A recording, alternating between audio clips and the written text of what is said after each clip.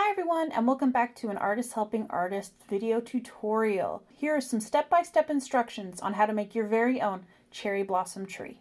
You will need the following items. Please remember not to throw out your plate after we're done using it today because we are going to be reusing it for dandelion art. I suggest using a pencil for drawing your tree shape.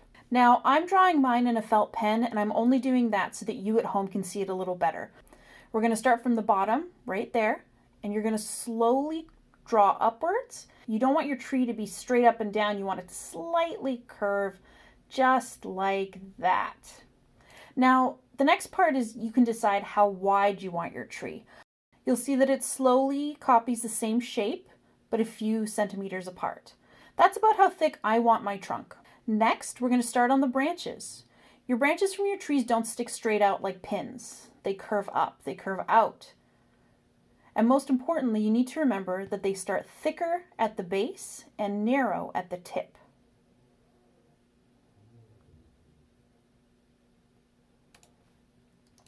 You're going to continue doing that on different areas of the tree. Please remember, this is a cherry blossom tree, so we want quite a few branches. And on those branches, you'll notice, if you've ever seen branches out in nature, it's not just one branch, is it?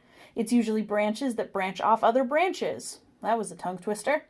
So you want to make sure that you're giving your tree stems that sprout out from the main branch, just like that.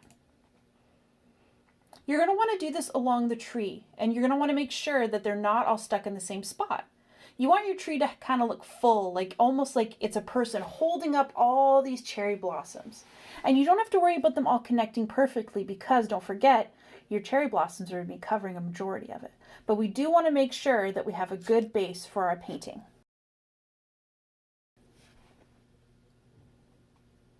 As you can see, branches can look totally different. They can look skinny or fat, but what you need to remember is not to make them too big. You can start them from down lower and go up high.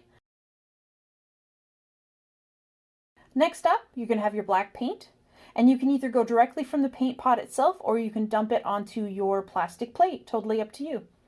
Then you're going to take your paintbrush and paint in all those branches and the trunk. I've tried to speed it up here because it's kind of boring just to watch someone else paint. But you're going to make sure you do from the top to the bottom, all the way.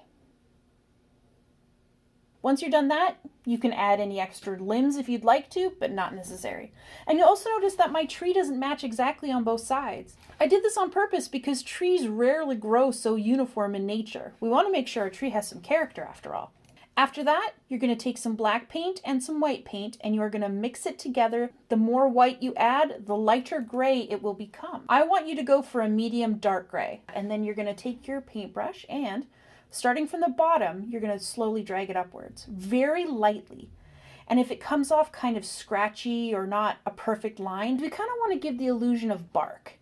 And bark is kind of gnarled and it's not perfect. And that's what we're going for here. That's the effect. Next up, you are going to take your two pinks and your remaining white, and you're going to dump them onto your plastic plate. After that, you're going to take your one Q-tip bundle. This one has 5 Q-tips in it, and it almost makes like a flower pattern when you hold it like this. You're going to take it and you're going to tap it into the white. And then this is where it gets really fun because then you just start to dab it on your canvas. And the fun thing is we want to make it seem like these cherry blossoms are just full, so full on the tree. So you want to put them everywhere. So you can see those white blossoms are starting. Next, we're going to go to our bright pink. It's a kind of fuchsia pink. And we're going to do the same thing. All right, on the other end of our Q-tip, we're going to take the fuchsia pink and then begin to dab all over the canvas again. You can make it up really high on the canvas because we want to show that our cherry blossoms are super full. Next up, you're going to take your Q-tips that have only 3 and you're going to dip them into your pale pink. Your pale pink now is going to go in to fill some of the spots. And the contrast between the bright pink, white, and the pale pink gives you a nice illusion of fullness as well as depth. Then it's totally up to you if you want to do more light pinks, deep pinks, whites, and then voila, you're finished. You've created a cherry blossom tree of your very own. Awesome. All right, well, I hope you had fun in this class, and I will see you next time. Bye!